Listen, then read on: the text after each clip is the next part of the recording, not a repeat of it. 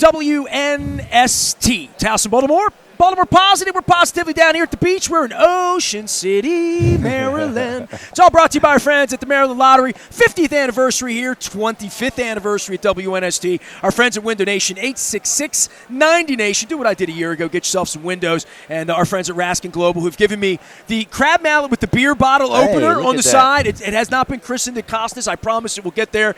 This guy's a Coco's man, and I've already promised out Senator Van Hollen's coming by. He said he's going to do Coco's at some point. They're our newest sponsor. Marcella's coming on. At that. Have you had the coconut shrimp over there with that blueberry, raspberry? Let me explain something. All right, go ahead. Talk to me.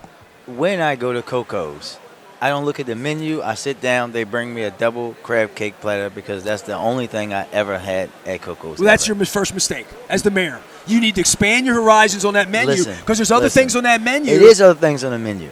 But you go to a steakhouse to eat steak. I understand. You go to Coco's to eat crab cake. I go to Oriole Park to see baseball. Well, eat hot dogs and do other things. You know what I'm saying? No, I go to see baseball. I wore orange today. I see that. I see that. So, look, I'll give you the tough question. You got anything you want to say about the lease? I know Orioles are staying forever. Give me all that. But, like. I'm not worried about it. Listen, we have a fantastic governor and his team. We have a great MSA leader in Craig Thompson. They're going to get the deal done working with Angelos and the family. We know that John wants to be here. It's not a worry for me. As I've said a billion times at this point, I got 99 problems and the Orioles ain't one of them. They're going to be here. I know that the governor and his fabulous team are going to get the deal done. Have you already taken the October nights, like second, third, fourth, fifth, and realizing like there might be a bye? I mean, maybe we don't play baseball for a couple. I've looked at the. It's my birthday and the Ravens are going over to. I'm thinking like and the Ravens are going to be good in September. They're going to win a couple games. They get easy. October is going to be a month, and I've been a sports guy. Crazy. 32 years I've been a sports guy before we even had the Ravens. And we had the Stallions back then. I remember all that. I was in Vancouver for that, Mayor. But this is going to be a time, and I think the next couple of years, the ramping up of the Orioles and where Lamar is, it's a real time of prosperity for us. And they don't have that right now in New York with the Yankees. Who? Who? And they sure don't have it with the Knicks. So, you come from the NBA side. I know. All right, so listen, I haven't had you on in a while. I had Odette on for a while. I mean, Wes, everybody.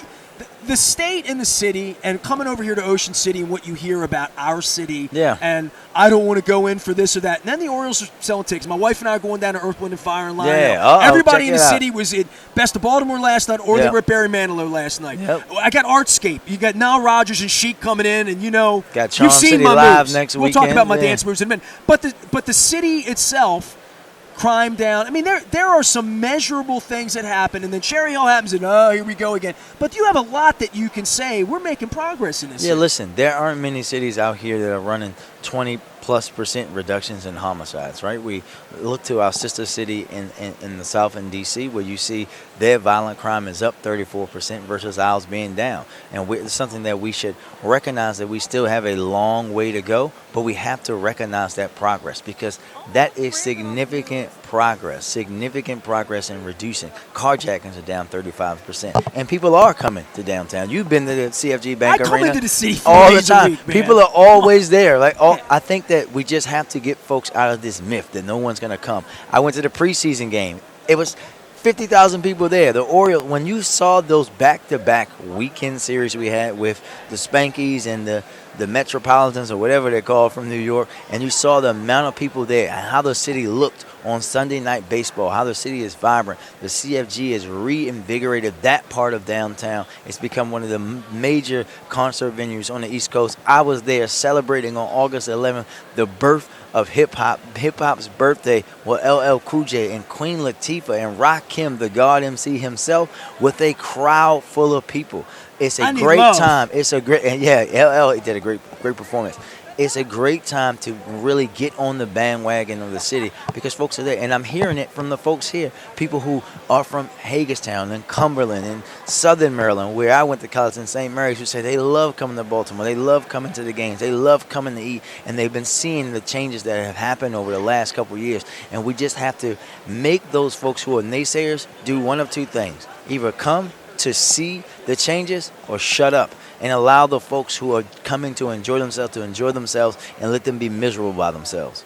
Well, for the city and for you to brag on 25% reduction, some people say, well, it couldn't go up. It has to go down. No, it actually could go up. It could go up. What do you attribute it to? Yeah, I mean, when you – because, I mean, come on, Safe Streets, all the things that you've been – back when you were in the council and all that, why here and now? How has it changed recently? Well, it's about having that coordinated approach, right? Something that we didn't have before. We were, for decades, all of my life, putting all the responsibility to reducing homicides on the backs of the women and men in BPD. And it never was their sole responsibility, Nestor. Now we have a complete, comprehensive approach to public safety. So it is the work that we're doing through our group violence reduction strategy, which is MONSE, BPD, the state's attorney, our federal partners, everyone working together and doing it in this way, Nestor. Not going out and saying that everybody that looks like me in East and West Baltimore should be put in handcuffs just because they're breathing like they did when I was growing up, right? I haven't been sat down on the curb many times just because I was walking to the store. And I think for people to listen, you should have some palpable anger about that. Well, you know what I mean? I am a little angry about that. You were angry enough to try to make a change. You ran for office, and you know, I mean, literally. Honor roll student in high school being pulled out of my car when I'm a student coming home from St. Mary's College, right? When literally there are people shooting and killing each other around the corner, and they're not talking to those people. They're talking to me, the college student. Now we focus in a different way. We identified through our group violence reduction strategy, starting in the Western District, our historically most violent, who are the most at risk to be the victim or perpetrator of violence. Going to them and saying, we know what you do. We want you to stay alive. This is your last chance to change. They actually get a letter from me personally that says, this is what we want you to do. If you do not do that, the consequences of what happens when we bring the law enforcement side is solely on you. And some folks have taken us and taken the resources and changed their life. Some folks haven't. They called our bluff, and then we had to show them that we're not playing. That's when you see these press conferences with me and the state's attorney and attorney general and our federal partner saying like, hey, they kept operating after we told them to change their life. We're not playing with these folks. And then also the focus on guns. We've taken over 1,700 illegal guns off the street this year. The work of Safe Streets and MONSE to intercede in violence before it happens in ways that no one else can, right? The investments that were historical investments that we're making to not just education, but recreation and parks and the things that we did this summer. Actually, I'm going to be talking about in a short few minutes those investments into recreation and parks here at Mako because they've seen it and folks around the state now want to see how we're making those investments. It's about all of it together, the jobs and opportunities that are now coming through. We had 7,800 young people in youth works this summer. The programming that we did through the Be More This Summer campaign. That gets them ready for jobs. Yeah, it gets them ready. I mean, and they work in real jobs now. It's not like when we were coming up and it was just, they cut grass or they made sandwiches. I had the opportunity before a Friday night game at Cannon Yards to walk around the stadium and talk to every single Youth Works employee that works at Camden Yards, learning game day operations, learning how to do all of that stuff, something that you can turn into an actual career. And they're learning those things. They work at BGE, they work at Hopkins, they work in my office, right? That's how we keep our young people engaged. Then we went to them, a group of them, 300, and said, what kind of fun activities do you want to see this summer? And they gave them to us. And that's why we had this team pool party series where we had hundreds of them. We had Be More Lit. We had 3,000 young people come through events that they designed simply for them this summer. And then you saw all the negativity around young people really die down this summer because we were engaging them in that way. Well, I'll get to pools in a minute because there was a hubbub on that side. I hear you. But for guns and for getting guns off the street, and Odette Ramos, honorable from the 14th, sat here a little while ago and said, these are people settling beefs with guns. And you've talked about that on my program going back 5-6 years ago now, long before you even running for mayor. If there's no gun, they can't solve the beef with the gun. Exactly. Right? Exactly. That's pretty fundamental, right? Pretty fundamental. They have to resolve it in a different way. And I think that and it's something as a co-chair for Mayors Against Illegal Guns, we're going to continue to bolster this up. Yes, we have to make sure there's accountability for anyone who uses a gun in a crime. You saw where we made an arrest in the Brooklyn mass shooting, right? That young man has to be held accountable. But also, Nestor, when we know the majority of the weapons that we recover come from other states, right? You and I know some kid from West Baltimore didn't go to Alabama to buy that gun, right? That we have to hold the traffickers and, in some cases, the manufacturers responsible, like the Ghost Gun Company, who myself and other mayors are suing, because they're purposely going around rightful gun laws that allow people to rightfully own handguns in our country and selling them to teenagers, to people who are prohibited, and allowing them to build guns at home, something you shouldn't be able to do. You should have to go through the rigorous process of owning a gun because you can end somebody's life with that. They're a manufacturer. We have been going after traffickers. We're going to go after manufacturers. We're going to go after gun dealers who are anybody who's participating in the flow of illegal guns into our city. We're going to be focused on them, not just the person pulling the trigger. We're going to start with them and go up the chain because everybody has to be held accountable when someone loses their life. And people are dying. This isn't the 90s. This isn't the 80s. People aren't dying in the hundreds over things like, drug money and stuff like that. We have people in the last few weeks, right, shooting people because, my wife left me for someone else, or we got into an internet beef. You said something about, you sent my girlfriend a message on Instagram. That basic level conflict, not just in Baltimore, but across the country and across the state, as you saw in some other on the horrific events, right? We saw that out in the county with the event out at the Sky Zone. It's basic level stuff. People are not well mentally. It's exacerbated after the pandemic. Conflict resolution. Like, hey, if she leaves you for someone else, she's not yours. You don't own her anyway, right? You shouldn't be trying to take violence out on her or her new partner. Those are the kind of things that people are dying over. And that, as you know, is a lot more complicated to deal with than the normal stuff that folks are talking about. Or the things that people say, well, I can't go to the city because of what I watched on Fox News. Well, they should not watch that. Mayor Brandon Scott joining us here. You snickered about the pools thing or not? Blend that into kids going back to school because look, man, people can rag on you, love you, hate you, but your commitment to young people, that's the foundation of I know you, I know that's who you are, I know you've had a gun held on you, I know all of that, but I think people out there they wonder how this. In September, we get kids back to school, get them in the classroom, because that's really where it starts, right? Yeah, and I think the pools thing, look, I said, Nestor, and you can pull the tape, you're a sports guy. All right. In my State of the City speech, early spring, that we were going through this transformation process with our pools. We have the new Drill Park pool, which I know you've seen, which is a fabulous, fabulous facility. We have pools, much like our rec centers, that haven't been touched since they were built. I said way back then that Patterson Park Pool was going to be closed for renovation because you can't renovate pools in the wintertime. In fact, pretty much after September in Baltimore, you can't renovate pools. So the local councilmen talked to some of my staff, and they wanted to see if they could try to get the pool open this summer for a small period of time. I actually said no. We should pull the Band-Aid off on this over 50-year-old pool, close it down the same... And brag about it next May, right? And literally close it down the same exact way that we had to do Drew Hill, right? And brag about it and say, hey, we're going to have to go to Drew Hill because we had Drew Hill Park closed for not 1 year, for 2 years because of the pandemic. And now everyone loves it because we're making this investment. We just started the renovations of Ambrose Kennedy. Then we had Patterson Park, Coldstream, Tawanda. All of these pools, Ambrose Kennedy's pool, Nestor, until we pulled it out a few weeks ago, right?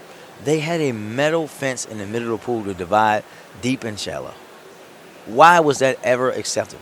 And that's the kind of, and what pissed me off about these comments about pools is because, yes, I'm closing the pool to renovate it, right? Because these pools have been left to deteriorate for decades, and we can't allow our families to have these substandard facilities any longer. But it's going to come with the same way with schools, right? We renovated schools, we had to close them. Hey, man, I'm a Baltimore County. Yeah. Johnny O on 2 weeks. I've seen him a couple times. I gave him a hard time. Dundalk High got done, and that was Kevin Kamenetz. And then my elementary school, Colgate, was 100 years old. Yeah. And kids are in trailers and stuff. And now you come now, it's beautiful. Yeah, that's right. But it takes time to build things. It's right. We did 28 new schools over the last few years in Baltimore City, more than any urban school district in the country. And now with the new Middle Branch Rec Center, Cahill Rec Center, reopening Tawanda, reopening Boat Check, right? And now with Parkview Rec Center, Garden View Rec Center, the one in Curtis Bay and Brooklyn that are going to be brand new as well. It's really ushering in a new level of investment and showing people in these communities that they matter again because they've been ignored for so long. Well, look, man, you're not going to be the mayor once the red line gets here, right? Yeah, you know no, what I mean? I will be retired for sure. But you know what? You'll be able to do something else, but Governor Moore came by. You were a part of city council when Larry Hogan was a part of killing the red line, Yep. being anti-Baltimore. Governor's right there, by the way. Yeah, but when I come down here to Mako and I see people talking about Baltimore, good, bad, or there is this rejuvenation. Baltimore's Yeah. important, Yeah. you know. I mean, and we need it to be the economic engine. We need it to be successful and thriving and all that. This energy that goes on with the Democratic. A group of people in Annapolis who want to help you. And there's Yeah. federal money, and I've talked to Ben Cardin, I'm going to have Chris Van Hollen on it, about helping Baltimore. You're not going to be here to tip your cap for all that, but with the red line and with the road to nowhere and these massive sort of federal projects that are going to benefit Baltimore, speak to our audience about that and how that, because Yeah. you're going to be facilitating that in the coming Yeah. It's months about- and years, right? I always tell folks, when folks say to me, Nestor, what do you want your legacy to be, right? And they say, I always tell them, remember when I took office, city government was in shambles in the middle of a worldwide pandemic of the likes we've never seen.